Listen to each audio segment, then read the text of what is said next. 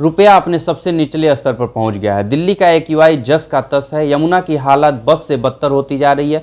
America का 50% tariff अब भी लटका हुआ है। एक एयरलाइंस कंपनी ने देश की सर्वशक्तिमान सरकार को घुटने पर लाकर खड़ा कर दिया। दर्जन भर BLO दबाव में जान दे रहे हैं। AI, रोबोटिक्स, सेमीकंडक्टर मैन्युफैक्चरिंग में हमारी स्थिति दुनिया के पिछड़े देशों से बहुत अच्छी नहीं है और ऐसे समय में भारत की संसद में वंदे मातरम पर बहस हो रही है। यही है हमारे लोकतंत्र का वर्तमान आईना। देश में समस्याओं का पहाड़ बनकर खड़ा है, लेकिन संसद की समस्याएं काफ़ी अलग दिशाओं में भाग रही हैं।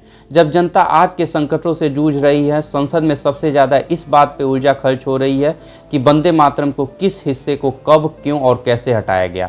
1905 में बंकिम चंद्र ने क्या लिखा था और 1937 में कौन सा पैराग्राफ स्वीकार हुआ था। ये इतिहास की बहसें बुरी नहीं है, पर सवाल ये है, क्या ये आज की प्राथमिकताएं हैं? जब देश की हवा जहरीली है, नदी मर रही है, कर्मचारी संकट में अपनी जान दे रहे हैं और आर्थिक मोर्चे पर दबाव बढ़ता जा रहा है, तब संसद का समय गड़े मुद्दे उखाड़ने में जा रहा है। अब ये संसद में ट्रेंड होता जा रहा है कि मुद्दे अक्सर वही उठते हैं जो भावनाएं भड़काएं, हेडलाइन बने या विरोधी पार्टियों को घेरें, लेकिन उन मुद्दों पर चर्चा कम होती है जो देश के नागरिकों के जीवन पर प्रत्यक्ष असर डालते हों।